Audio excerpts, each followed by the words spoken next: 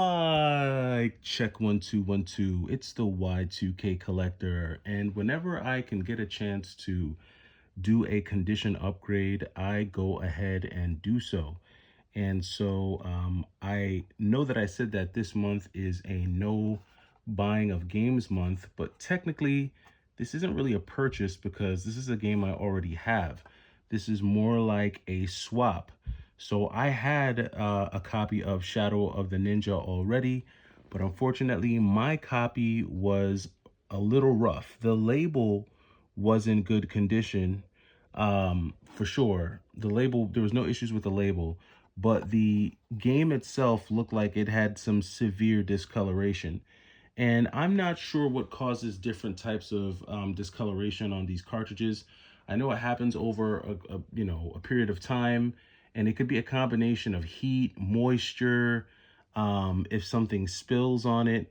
But pretty much the copy that I had, the cartridge wasn't even gray anymore. It was that it was that almost like yellowish type of a gray, almost like that browning of the gray that happens over a period of time.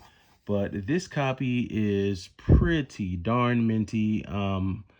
I mean, it's not mint, but it's definitely a whole lot better than the cartridge that I had before. And so I went ahead and did a condition upgrade on this, and I'll be selling my original copy of Shadow of the Ninja. With Shadow of the Ninja, if you're a fan of, 2D side-scrolling hack and slash games like Ninja Gaiden or like anything like that, if you're a fan of a game like The Messenger on the Switch, then you'll definitely like Shadow of the Ninja.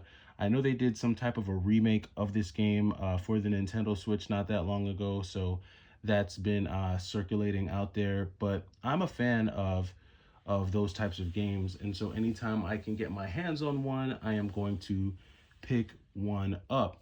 Believe it or not, I actually got this copy from GameStop. So this is actually one of the cases where, like I said, GameStop's hit or miss. You wouldn't really expect to see a Super NES game like this at GameStop, but here it is, and there are others that you'll be able to find this year, kind of games that are more on the rare side for the third gen, fourth gen, fifth gen. You're gonna start seeing a lot more of these games available in stores and online. The thing is that people are constantly scouring GameStop online for deals. I know I'm typically, looking at GameStop online just to see what deals they have. And it's, as I said in my prior video, if you're wanting to take advantage of GameStop, your best bet is going to be to look for their pricier third and fourth gen games if you can afford it, right? If you can afford it. Because I think they're still trying to figure out pricing for those generations. I feel like GameStop, they've leaned really heavy in on sixth gen for sure. So like PlayStation 2, GameCube, Xbox, I wouldn't even say Xbox. I would say like PlayStation 2 and GameCube.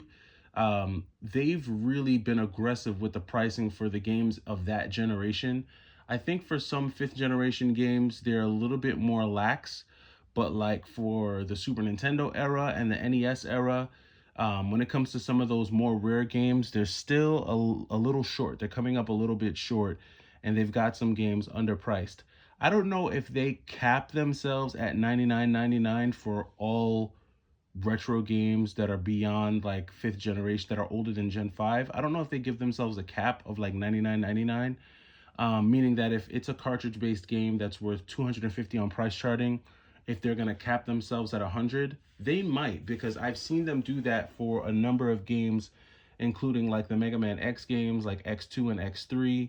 I've seen them do it for Chrono Trigger. I've seen them do it for what other games have I seen? Adventures of Batman and Robin, UN Squadron.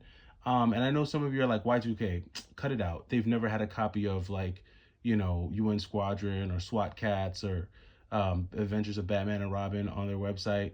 But believe it or not, they do. They do. You have people who are, I think you have people who are just so eager to get rid of games that And these are people who probably don't pay as much attention to like price charting and things like that. You have a lot of people who just want to get rid of their games that they're willing to let them go for pennies on the dollar. And this is why you go into GameStop and you see really rare Sega Saturn games. You'll see a copy of Silent Hill 1 for the PlayStation 1. This is why you'll see some of these things. They don't happen every day. It's not a common occurrence. You're not going to constantly run into like really rare or really expensive games. But you've got a lot of people who are going into GameStop and wanting to just get rid of games, and they're willing to, you know, spend next to nothing for it. I mean, to be quite honest with you, just to give you an example, this copy of JoJo's Bizarre Adventure, this was a game that I got from someone who was getting ready to sell this to GameStop. They were getting ready to, like the same day, they were getting ready to give this thing over to GameStop.